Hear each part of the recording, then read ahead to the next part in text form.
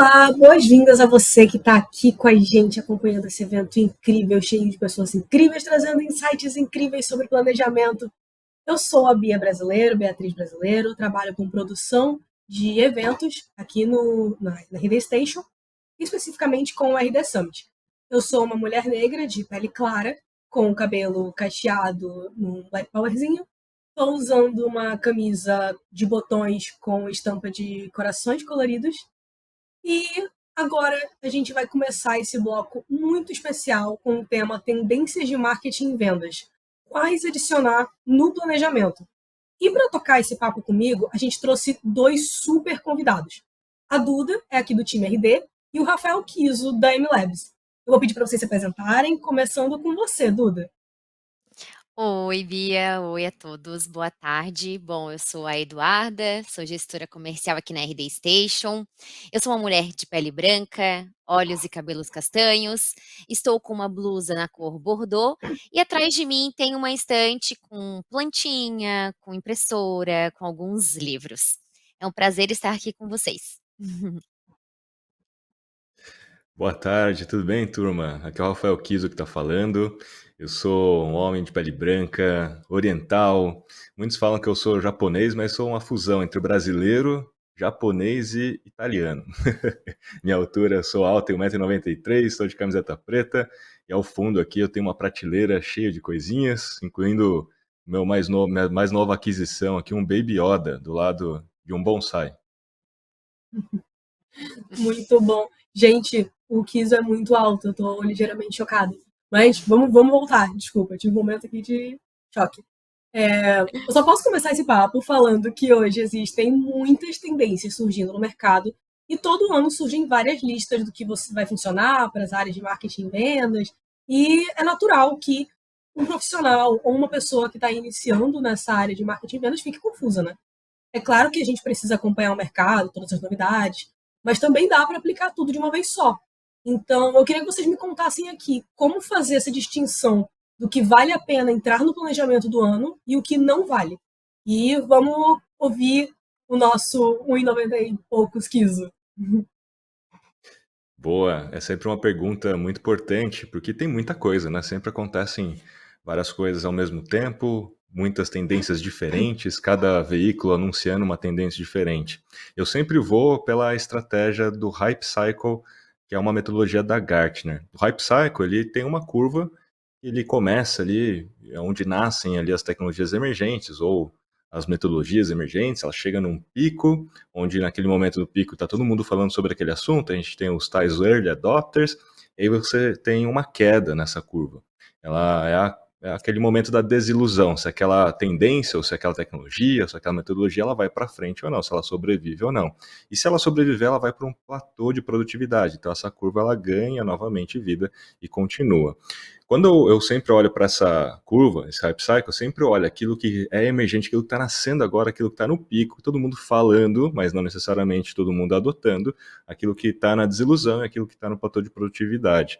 Eu adoto para o ano aquilo que está na descendência ali, descendo o platô descendo ali a curva de desilusão, entrando no platô de produtividade, segundo as minhas análises, aquilo que vai sobreviver, aquilo que de fato é importante eu começar a adotar agora, porque ele vai entrar em massa, ele vai entrar no platô de produtividade, todo mundo vai passar a adotar, então eu tenho que entrar um pouco antes para eu conseguir aproveitar as oportunidades, senão não é tendência, né? Se a gente entrar depois, que todo mundo já entrou, a gente perde as oportunidades, a gente perde aquela janela que sempre fica aberta. Por que não entrar tão antes, quando a gente está no pico, como foi, por exemplo, algumas outras tecnologias, é mesmo Clubhouse, lembra? Clubhouse chegou, ficou no pico, todo mundo falou, os early adopters, todo mundo entrou. Na hora que foi para desilusão, morreu. Não foi por platô de produtividade, não virou popular de fato para todos, né? Todo mundo usando e até hoje usando. Então a gente não pode também entrar tão antes assim. Agora o fato objetivo é que a gente precisa sempre testar coisas que estão no pico. Então não é investir todas as suas fichas, não é colocar todo o seu dinheiro e tempo, mas você sempre tem que estar testando coisas que estão no pico para que você já entenda aquela dinâmica, já comece a se antecipar no comportamento, naquela lógica de tendência, início da tendência, mas para o ano de fato é só colocar mesmo aquilo que já passou pela desilusão e está começando a entrar no platô de produtividade. Bem bacana, eu vou pegar esse gancho até, Rafa, porque eu costumo dizer até que antes disso a gente tem essa etapa do planejamento, que é uma etapa de reflexão, onde a gente analisa, onde a gente define de fato tendências que estão alinhadas com o objetivo do nosso negócio, né? Então eu parto do pressuposto, da perspectiva de que eu normalmente faço uma matriz SWOT, entendendo, né, as fraquezas, fortalezas, oportunidades, ameaças, considerando o que a gente teve de desempenho, considerando o que já funcionou bem no passado, que pode ser uma indicação que vá valer a pena investir novamente o nosso tempo, a nossa energia, e aí analisar também, né, o que não deu certo, o que não for tendência, o que não seguiu, a gente também evita, né. E eu também acredito muito no movimento de teste e experimentação, que nada mais é a gente implementar antes numa pequena escala para depois ampliar, né. Porque aqui a gente acaba colhendo muitos aprendizados, a gente acaba avaliando eficácia, e isso pode permitir a gente fazer ajustes e tomar decisões que sejam mais assertivas para aquele determinado momento, para aquele determinado situação que a gente vem vivenciando, né. Um bom ponto aí é sobre a análise SWOT, que ela é velha, mas ela não é obsoleta.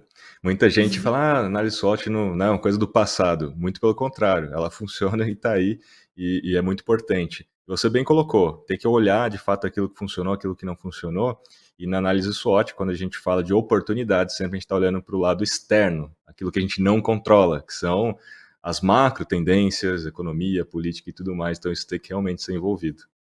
É. Muito verdade. Eu gosto de chamar a análise SWOT de análise fofa. Eu aprendi esse código na É faculdade. mais fofo, né? Falar isso é mais fofo. Que daí é Fofo. forças, oportunidades, Muito bom. fraquezas. Enfim, gente, não dá para falar de tendências aqui, né?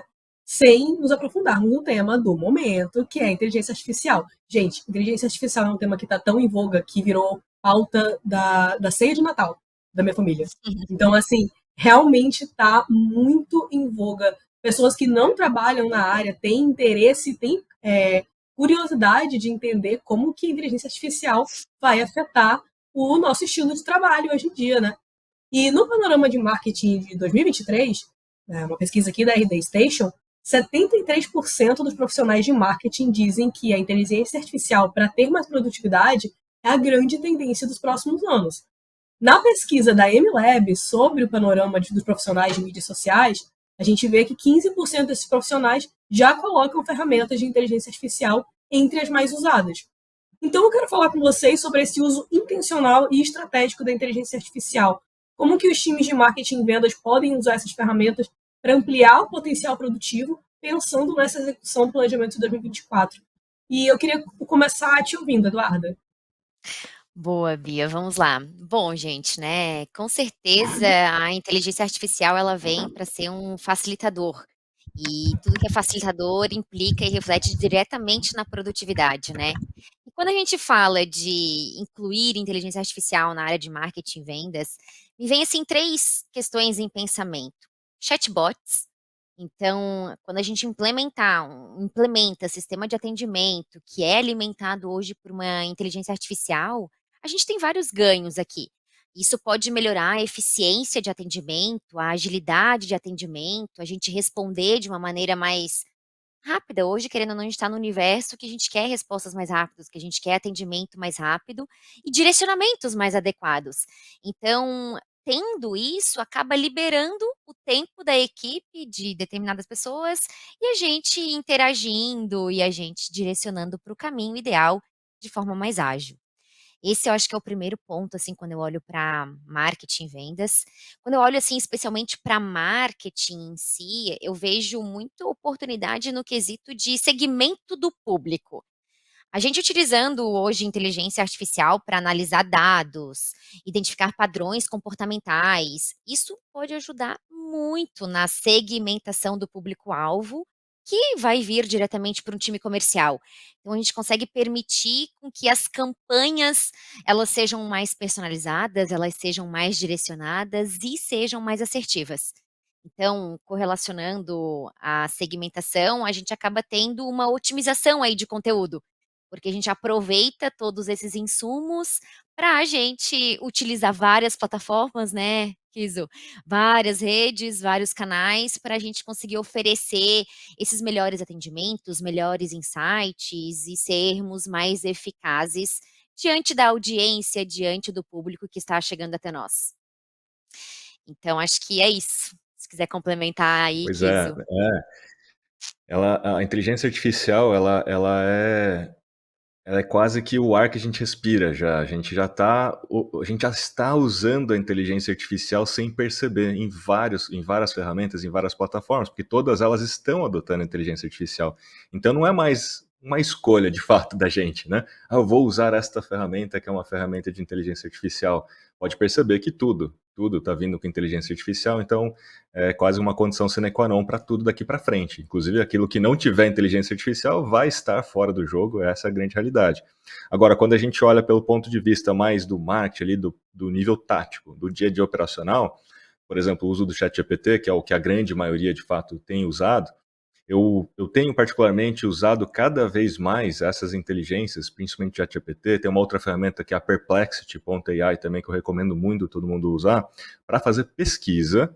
Perplexity, principalmente para fazer pesquisa, porque ajuda muito nas respostas e ele traz as fontes dessas respostas. E essa é a parte mais importante. Eu não invento a resposta, traz as fontes dessa resposta. Então isso acelera o processo de pesquisa de conteúdo, de dados e tudo mais. Isso é muito bom.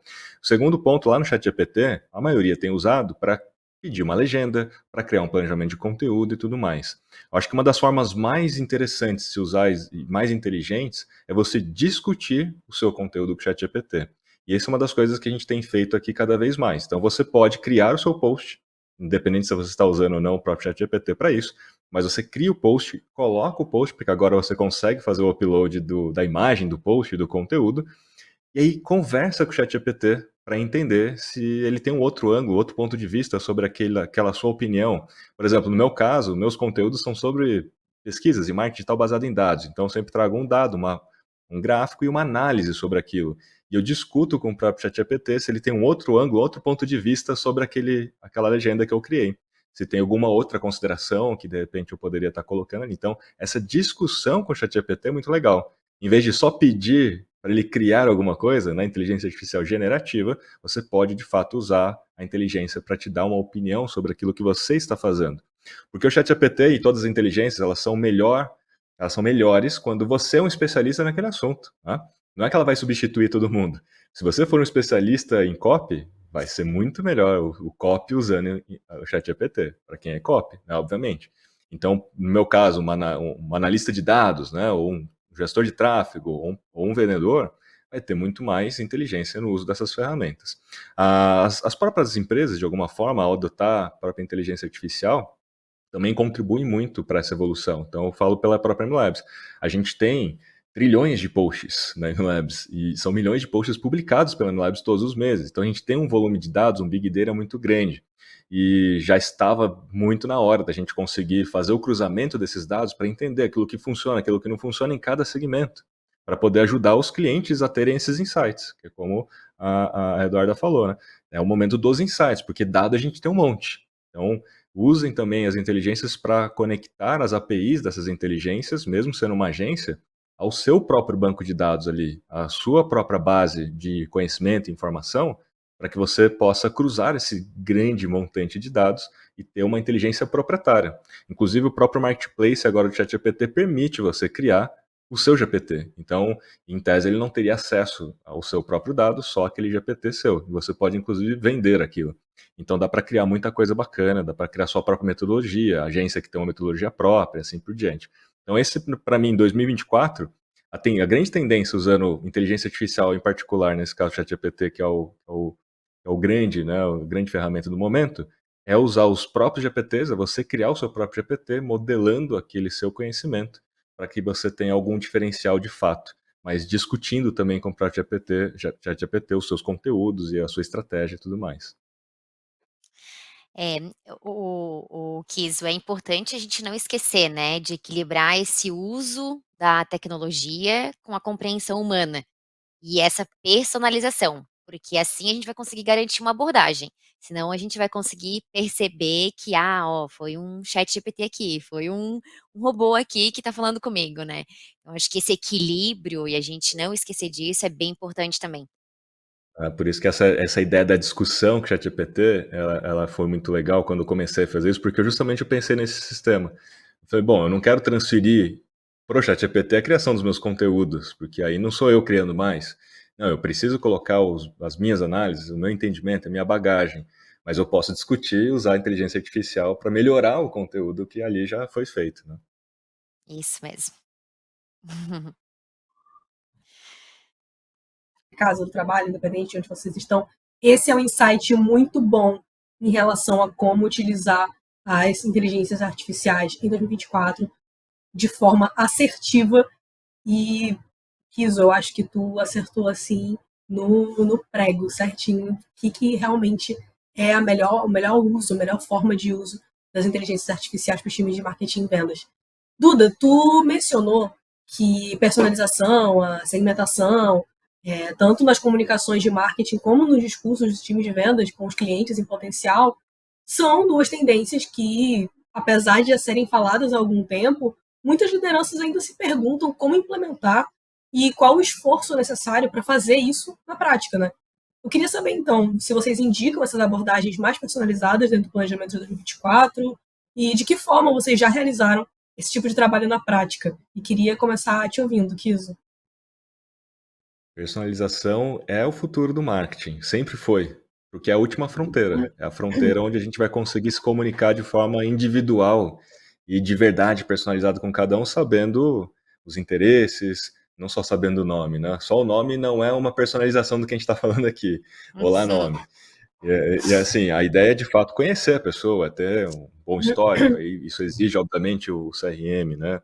E então a gente precisa entender que personalização é a última fronteira, é o passo mais avançado quando a gente coloca em termos de comunicação.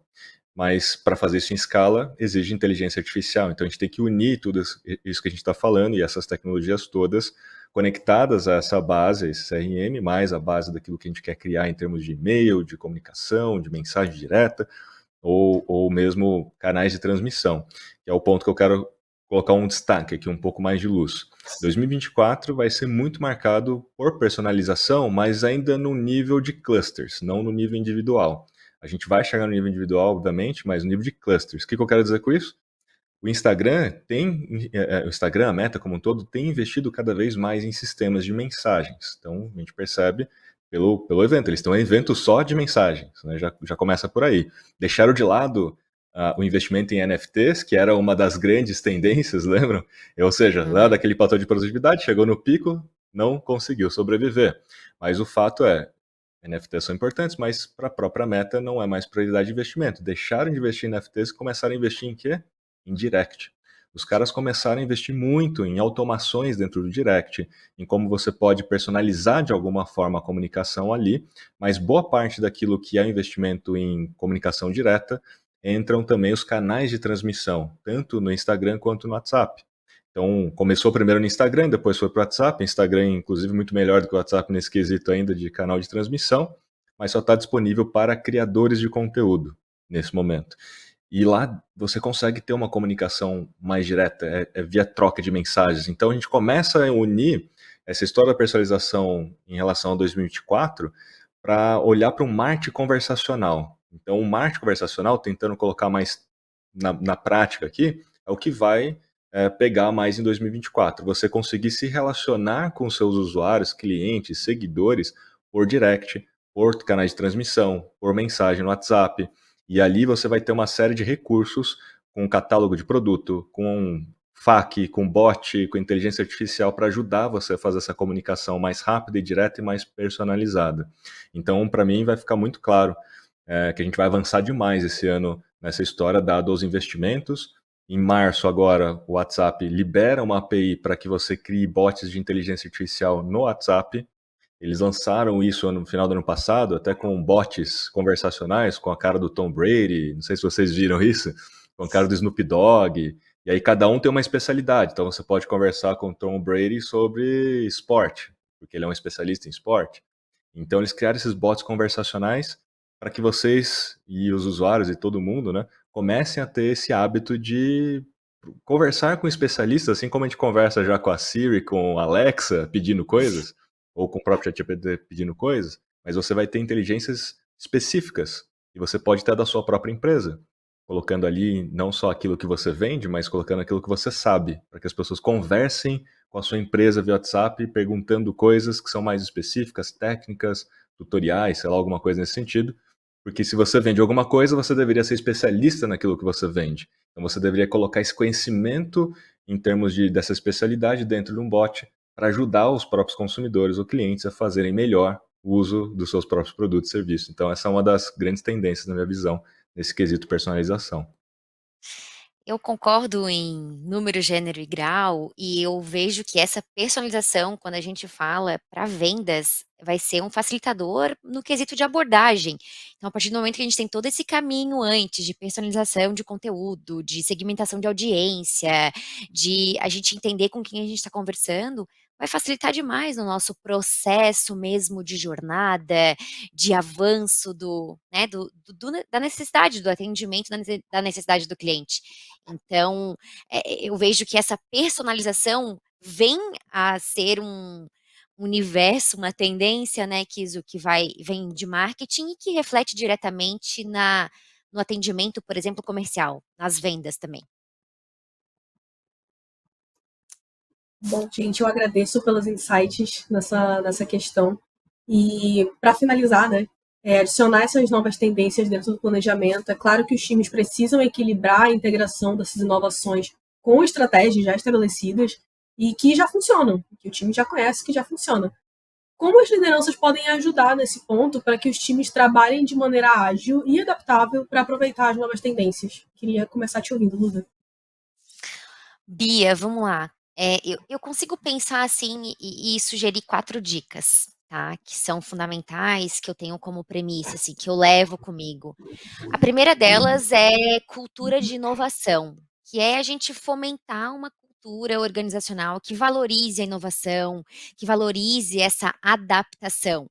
Então, isso parte muito de a gente incentivar essas experimentações, esse aprendizado contínuo, essa descoberta de tendências, né, ser informado e, ao mesmo tempo, se colocando, né, nessas situações, que aí a gente acaba, na prática mesmo, adquirindo o conhecimento, desenvolvendo mesmo muitas competências. Então, para mim, o cultura de inovação é a primeira dica. A segunda dica seria compartilhar esse conhecimento. Então, à medida que eu tenho, né, essa sede de querer mais, de aprender mais, eu crio canais de comunicação, ou eu incentivo essa criação de canais de comunicação eficazes para a gente compartilhar essas experiências, essas vivências. Então, aqui a gente pode incluir como reuniões, como stand-ups, como até mesmo workshops, treinamentos, que é justamente fazendo com que a gente circule, e compartilhe desse conhecimento. A terceira dica é a gente ter, e formar equipes multidisciplinares.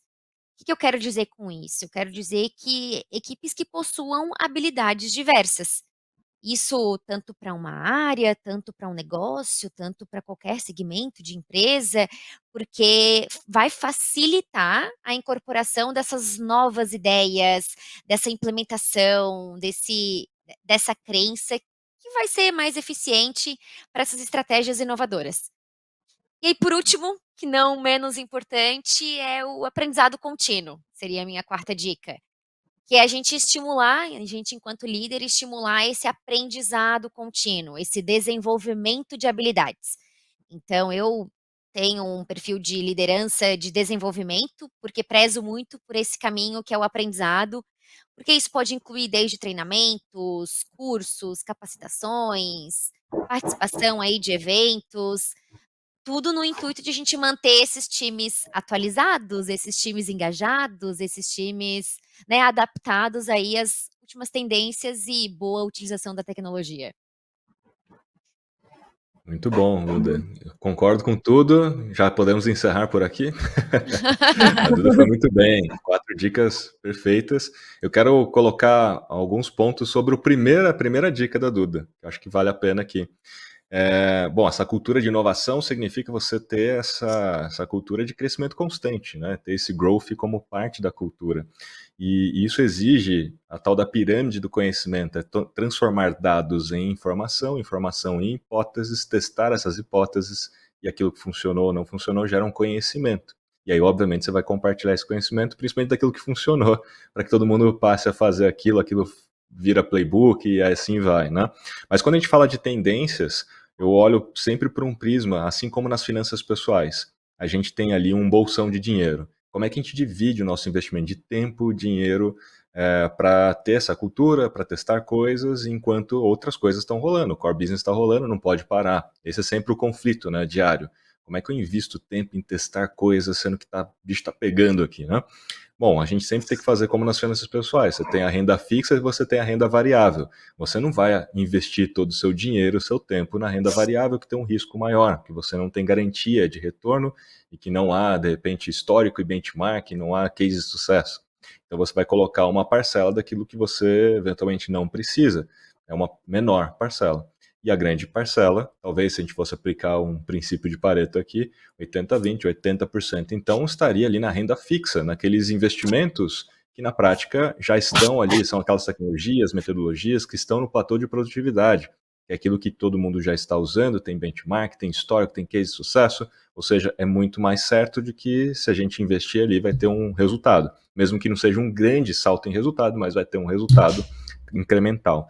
Já aqueles 20%, a gente começa a testar, a gente começa a desenvolver, ver se aquilo funciona ou não, e se de repente alguma coisa, porventura, se torna uma grande, se vai para o platô de produtividade, né, se torna uma grande coisa, você tem um grande ganho junto, porque você já entendeu aquela dinâmica, você já estava investindo naquilo, você bebe água limpa e aproveita a grande janela de oportunidade. Por isso que é tão importante você sempre manter essa cultura realmente de inovação, testando coisas constantemente, mas obviamente nunca vai ser a maior parcela do todo, né, da companhia. Então, queria fazer essa contribuição para a gente poder encerrar aqui. Muito bom, Rafa. Perfeita colocação. Perfeita colocação, Kiso. Duda, quer falar mais alguma coisa? Não? Agora sim a gente pode encerrar, Bia. Sem problema, estamos oficialmente chegando ao final do nosso papo. Muito incrível poder participar com vocês. Essa troca de conhecimentos é sempre muito, muito grata. E eu gostaria que vocês se despedissem para a galera. A gente está fazendo minha despedida. Então, vamos lá, galera, agradeço a oportunidade. Rafa, foi um prazer estar contigo aqui nesse bate-papo também. Gostei muito de poder dividir um pouquinho aqui do meu ponto de vista. Espero que essas dicas, que esses nossos pontos de vista os ajudem e desejo um excelente planejamento e cheio de conquistas aí para 2024. Ô, Duda, prazer foi todo meu. E queria deixar sempre um recado aqui, e sempre que eu puder eu quero manter esse recado, que, gente, não existe mágica, existe lógica. A gente sempre vai nessas fórmulas prontas, ou a turma fica falando de coisas que não tem experiência para falar muitas vezes. Então, sempre tente entender a lógica. Por mais que seja uma tendência, por mais que seja uma inteligência artificial, a galera vai sempre atrás do prompt pronto. Esse ano, o ano 2023, na verdade, foi marcado por prompts, né? Você tem Atrás um do hack, prompt né? aí para eu fazer tal coisa? Do hack, exatamente. A galera quer o hack, quer o prompt pronto, quer a fórmula, etc. Mas ninguém quer entender a lógica que está por trás daquilo. E quando você entende a lógica, você consegue aproveitar muito mais, inclusive, aquela tecnologia, aquilo tudo que está acontecendo, porque de fato você vai extrair o máximo de valor daquilo. Então, sempre entenda a lógica e não vai pela mágica. Né? Não tem caminho fácil, né? Assim como na vida não tem caminho fácil. É só testando e aprendendo e a gente vai construir o nosso caminho de sucesso, principalmente para 2024. Muito É bom. isso, gente. Agradeço muito a participação de vocês por terem se disponibilizado para estar com a gente aqui nesse evento incrível. Lembrando que todo mundo ainda pode garantir a vaga para fazer o nosso diagnóstico gratuito com um especialista aqui da RD. Nosso time vai indicar como executar o seu planejamento com as ferramentas da RD Station, para você começar 2024 com os recursos de marketing e vendas que vão ser fundamentais nesse ano. Não perca essa chance. acessa o link aqui do chat ou o nosso QR Code, combinado? E agora a gente vai conferir um tutorial prático antes de voltar para os estúdios da RD. Tchau!